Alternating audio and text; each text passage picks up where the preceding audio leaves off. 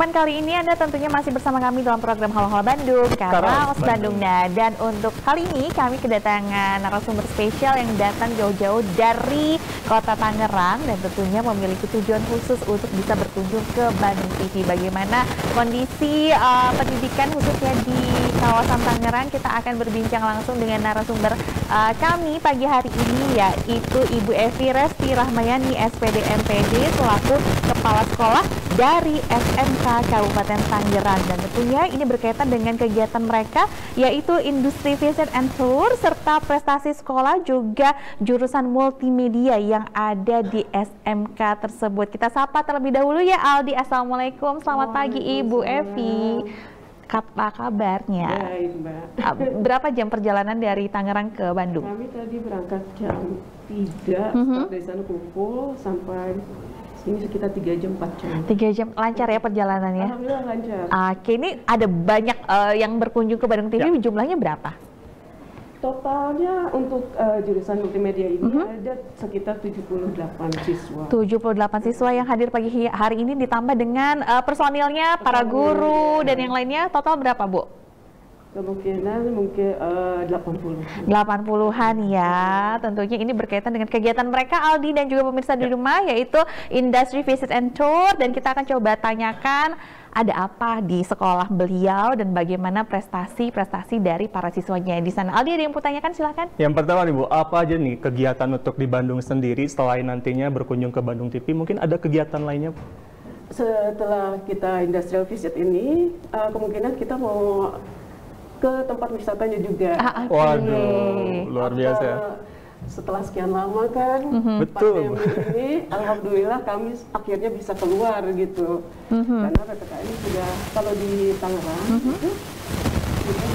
kita diperbolehkan untuk Oke, kalau di sekolah sendiri punya berapa jurusan Ibu? di SMK Negeri 9 Kabupaten Tangerang itu ada 6 jurusan. Gitu.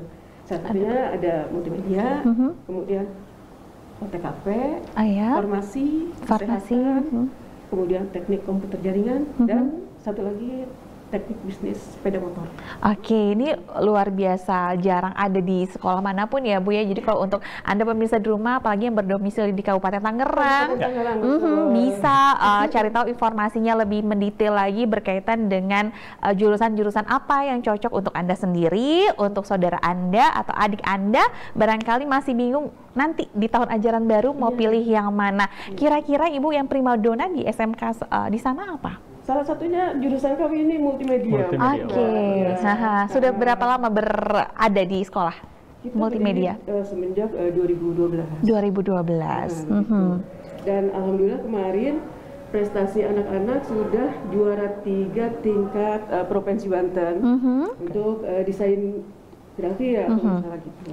Luar biasa. Kemudian ini juga, apalagi di tengah digital sekarang multimedia itu lagi gencar-gencarnya ya Bu ya. Betul Nah, sekali. untuk kompetisinya sendiri Bu, gimana Bu perasaan Ibu setelah menjuarai dari adik-adik ini?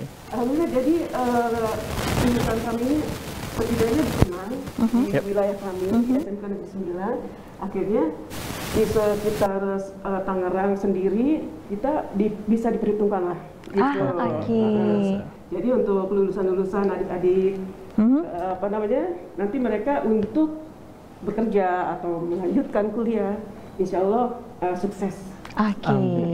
Luar biasa ya. Dan tentunya kita masih penasaran juga nih untuk bertanya, apalagi kan sekarang di masa pandemi ini sendiri, untuk kegiatan pembelajarannya Bu, seperti apa? Karena kan SMK itu identik dengan praktik ya Bu ya? Yes, betul. Karena kan kita harus kompeten ya. Betul. Begitu. Jadi kalau untuk sekarang karena sudah ada kebijakan dari pemerintah, khususnya di Kabupaten Tangerang, kita bisa belajar 50%. Jadi PJJ dan PTN. Belajar tatap muka di sekolah sebanyak 50%. 50%-nya lagi online.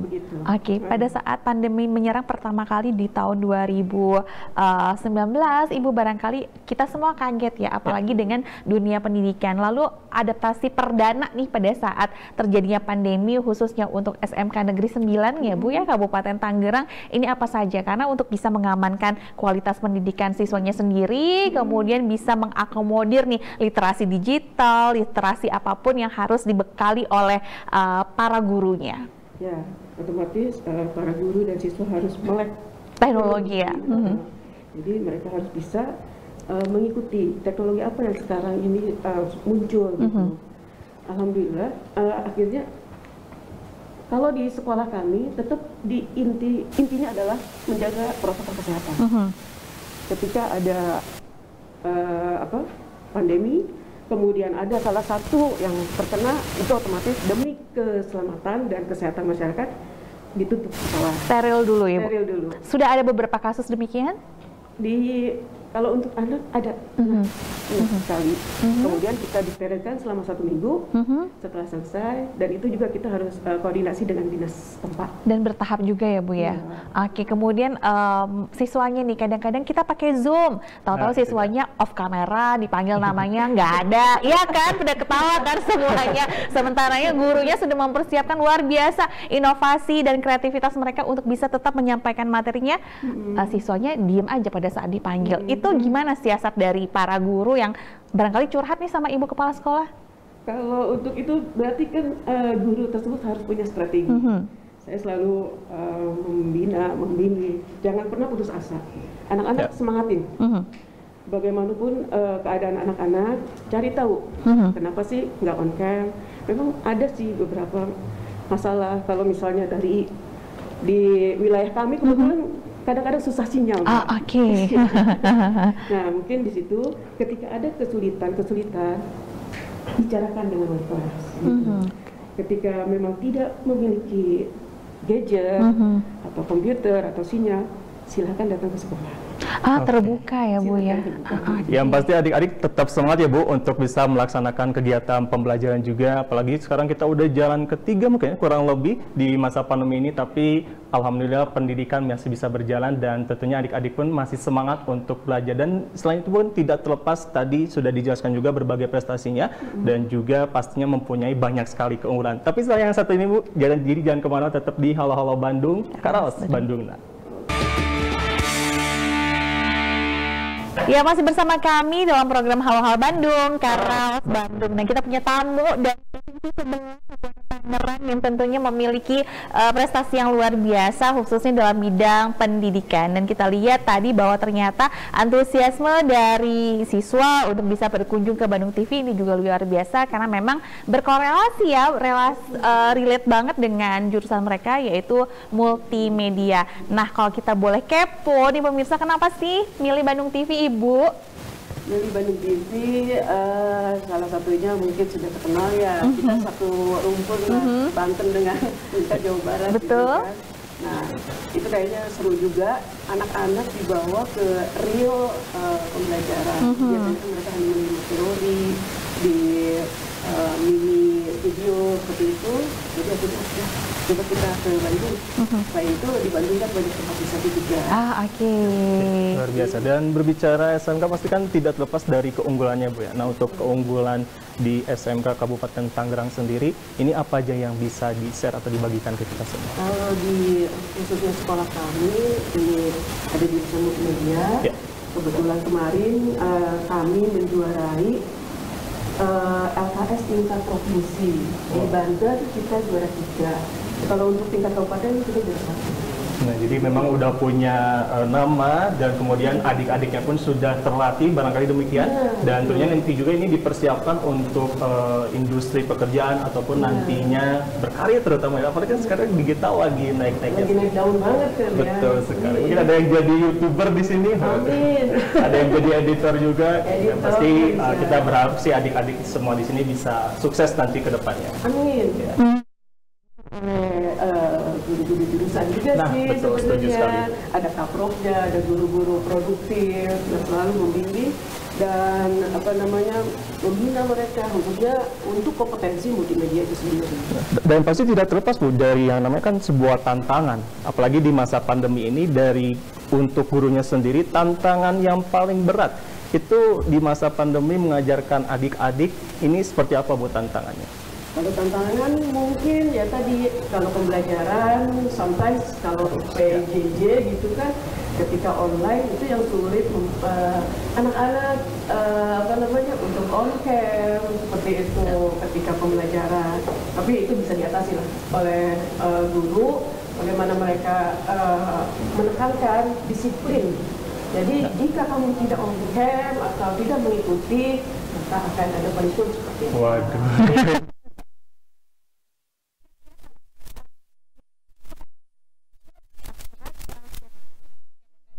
Belum mandi, udah oke kan? Kemudian kalau kita lihat juga pasti kan harus ada dukungan yang luar biasa, bukan hanya nilai akademis saja, bukan hanya hard skill saja pemirsa, tapi harus diimbangi dengan yang namanya soft skill. Nah, untuk SMKN Negeri 9 Kabupaten Tangerang ini, soft skill dan juga hard skillnya seperti apa, Ibu? Untuk soft skill, kita ada kebiasaan di pagi hari.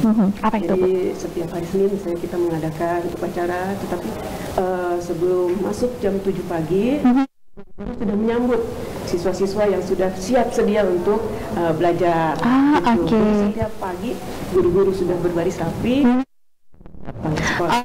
Gurunya daripada anak-anak sebenarnya. Oke, itu setiap hari atau ada giliran ya, Bu? Itu setiap hari dilakukan, tapi dengan piket bergiliran. Gitu.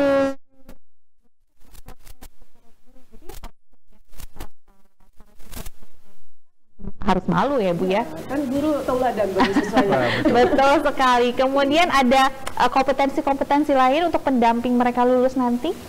Kalau kompetensi seperti hard skill, itu tadi untuk mereka sebelum lulus ada pembinaan untuk pendalaman materi, untuk uji kompetensi, uji praktek, seperti itu.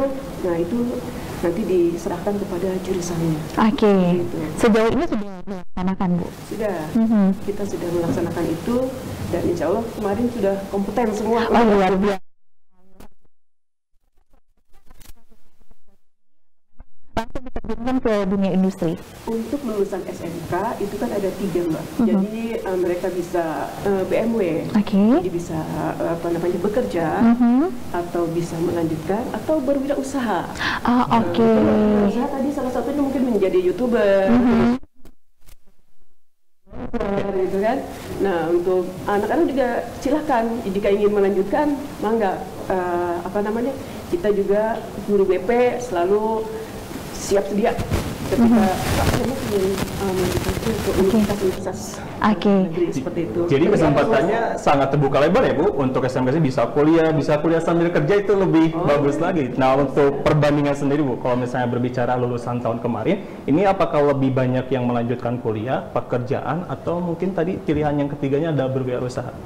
Kalau untuk perbandingan 60% mereka banyak untuk melanjutkan kuliah. Untuk bekerja juga sekitar 30% dan berwirausaha sekitar 10%. Seperti itu. Luar biasa. Jadi memang masih haus akan belajar. Iya, betul. Pada pemirsa di rumah, lulusan-lulusan dari SMKN 9 Kabupaten Tangerang ini diserap di dunia industri, mayoritas dalam bidang apa, kemudian tanggapan dari para stakeholder berkaitan dengan mereka seperti apa? Kalau itu kan sesuai dengan bidangnya masing-masing ya. Di SMK 9 sendiri, kalau multimedia tadi mungkin di di pertelevisian, atau radio. Nah, kami juga punya media center sendiri gitu untuk mengasah. Nah, kalau misalnya ini mereka bisa, kita juga suka di anak-anak nih suka mendapatkan job gitu kan di pemerintah, instansi pemerintah. Karena kita punya media center itu. Gitu. Entah itu meliput berita, entah itu membuat video profil. Luar biasa. Gitu, iklan gitu. Desainnya karena mereka bisa ya. Keren sekali pemirsa. Nanti kita coba akan tanya lagi, menggali bagaimana ekskul-ekskul yang ada di sana, barangkali dari bahasanya, English Club, kemudian robotik atau apa.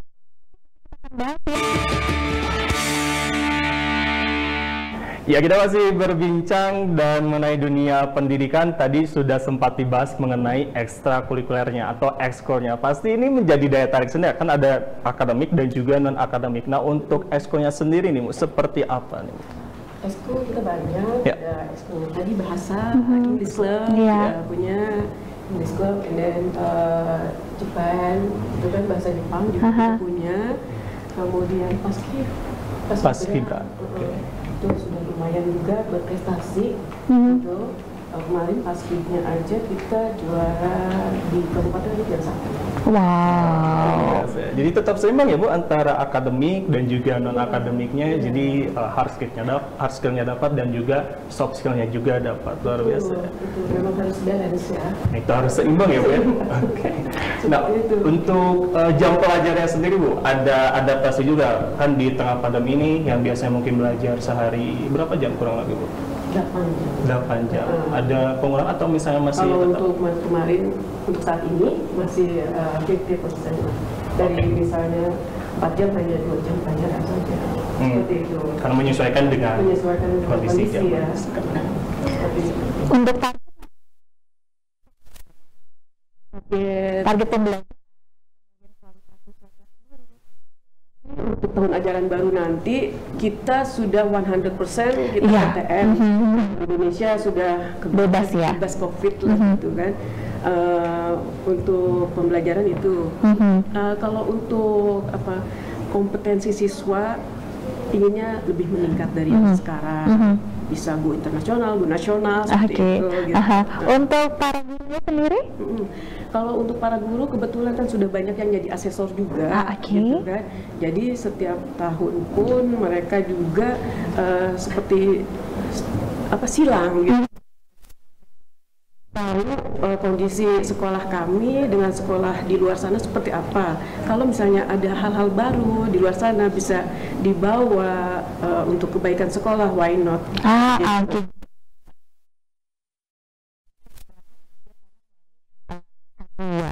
Oke, sebelum kita berpisah dari pemirsa di rumah dan juga siapapun Anda yang menyaksikan tayangan kami dimanapun, Anda pasti bisa menyaksikan tayangan kami karena udah seluruh dunia, karena streaming dan yang lainnya. Ibu, semoga